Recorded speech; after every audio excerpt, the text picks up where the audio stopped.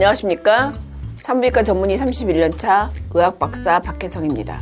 성을 위해서 목숨을 걸거나 인생의 전부를 걸 일은 아닙니다. 60세 여성이 질 관리를 하러 왔습니다. 그녀의 남편은 그녀와는 발기가 되지 않는데 술집 여자와는 발기가 잘 된다고 하면서 계속 바람을 피웠습니다.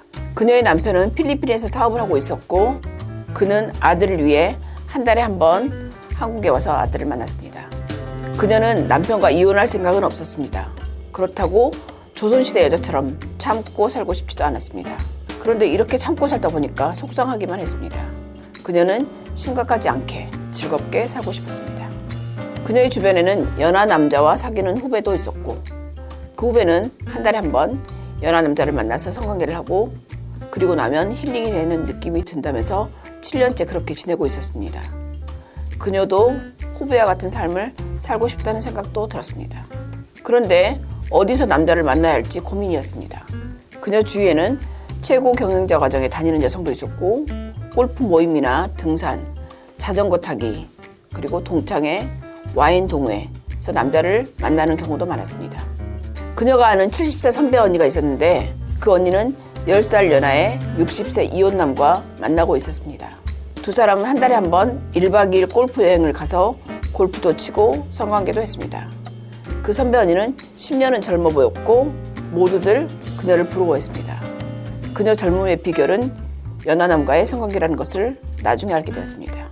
그녀는 그 선배 언니를 보면서 70세가 넘어도 성관계가 가능하다는 것을 알게 되었고 그러기 위해서 의학의 도움도 필요하다는 사실을 깨달았습니다. 그녀의 남편은 매일 술을 마시는 술고래였고 그녀와 성관계를 하면 금방 시들어 버렸습니다. 그녀는 그래서 부인에게는 안 되나 보다 라고 생각했는데 알고 보니 남편은 20살도 안 된 어린 여자를 만나고 있었습니다.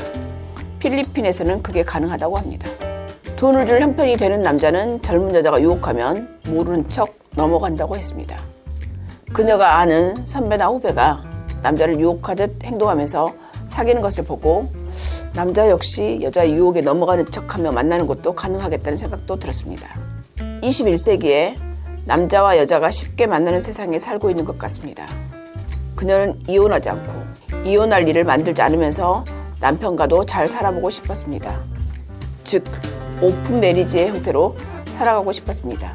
많은 사람들이 자신의 행복을 위해 성을 활용하는 시대가 된 것 같습니다. 무엇이 옳고 무엇이 그른지 그것을 위해서 목숨을 바치던 시대는 지난 것 같습니다. 모든 남성과 여성이 자신의 행복을 위해서 성을 선택하고 있습니다. 그래서 산부인과 의사로서도 누군가에게 정상과 비정상을 강요할 수가 없습니다. 그저 저에게 찾아오는 여성들의 이야기를 들어줄 뿐입니다. 선입견 없이 판단하지 않고 그녀들의 이야기를 들어줍니다. 하지만 그녀가 실수하면 안 되는 시점에서 원포인트 레슨을 해줍니다.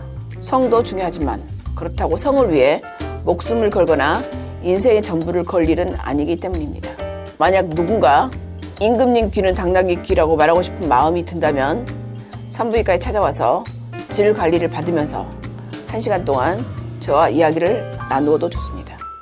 왜냐하면 저와 이야기하면서 생각이 바뀌고 그러면 또 행동이 바뀌고 행동이 바뀌면 운명이 바뀌기 때문입니다. 만약 당신의 운명을 바꾸고 싶으면 산부인과 의사의 원포인트 레슨을 들으러 오시기 바랍니다. You can do it. 여러분 구독 박아주세요.